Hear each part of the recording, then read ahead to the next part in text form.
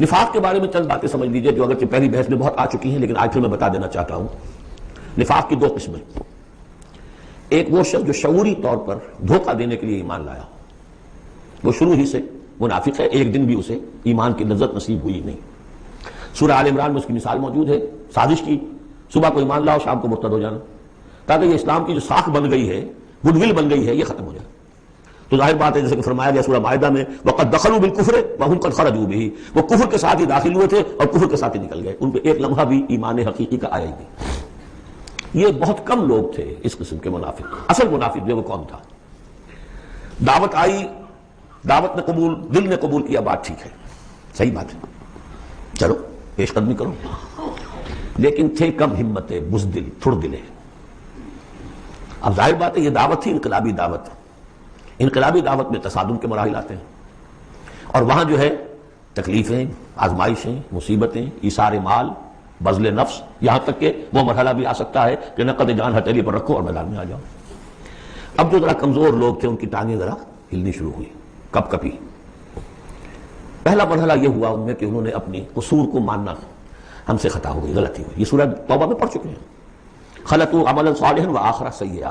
اب یہ ہے کہ کسی اچھے کام بھی کر رہے ہیں، کسی کو برا کام بھی کر دیا، کبھی کوئی لبیک بھی کہہ دیا، کبھی وہیں کھسک گئے، لیکن اپنی غلطی مان لی کہ حضور ہم سے غلطی ہوئی، ہم کو جھوٹا بہانہ نہیں بناتے، آپ جو سزا چاہیں دے لیں، ہم حاضر ہیں۔ اس درجے کو کہیں گے ضعف ایمان، یہ نفاق نہیں ہے، ضعف ایمان۔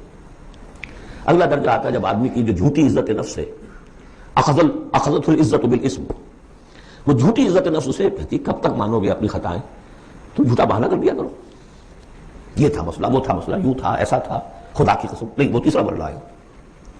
جھوٹا بہانہ جہاں شروع کیا نفاق شروع ہو گیا۔ لہذا منافقین کے ضمن میں ہمیشہ آپ کذب کذب کذب اس کو دیکھیں۔ اگلا مرحلہ آیا، انہوں نے دیکھا کہ یہ تو اب ہماری قسم، ہم جو بہانہ بناتے تو لوگ مسکراتے ہیں، کچھ تو سمجھتے ہیں کہ یہ جھوٹا بہانہ بنا رہا ہے، لہذا قسمیں کھا کر وقت کیا اپنی قسموں سے۔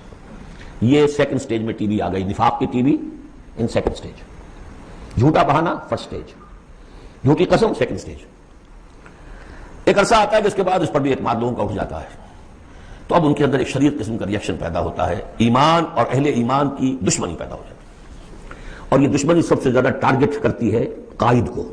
اس نے ہمارے لیے ساری مصیبت کھڑی کر دی، ہم آرام سے اپنے مدینے میں آباد سے رہ رہے تھے، یہ آ گیا، اس نے آ کر یہ سارا جو ہے معاملہ ہمارے لیے، بھائی کو بھائی سے جدا کر دیا، خاندانوں میں رفت پیدا کر دی، اب ہماری دوستیاں تھیں ان سے اوس اور خزرج کی دوستیاں تھیں، ان تمام یہودی قبائل سے ہمارے وہ سارے حلیفی تعلقات ٹوٹ گئے، تو وہ ساری دشمنی جو ہے اب یہ عداوت بن جاتی ہے اہل ایمان کی، اور خاص طور پر اہل ایمان کے قائد جو اس وقت کون تھے؟ محمد رسول اللہ۔ دس از دی تھرڈ سٹیج۔ یہ ٹی وی کی وہ تھرڈ سٹیج ہے جو پہلے کبھی ہو جاتی تھی تو اب سمجھتے تھے کہ اب یہ لا علاج ہے۔ یہ ہے نفاق کی اصل حقیقت۔